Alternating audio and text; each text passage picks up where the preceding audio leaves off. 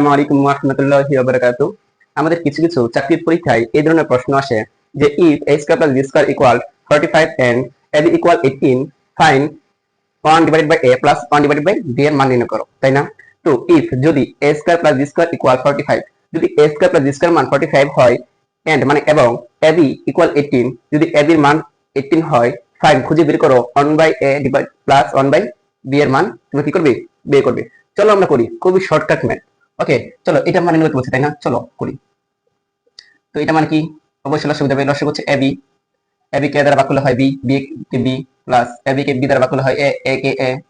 ওকে, তো সুন্দর করে লিখি যে a plus b divided by কি? ab। ওকে, এখন চলো আমাদের ab এর মান আমরা বসিয়ে দিতে পারবো, কিন্তু উপরে a প্লাস b আছে আর আমার এখানে আছে a square plus b square. চলো আমরা চেষ্টা করি a square plus b square কি বানানো যায়।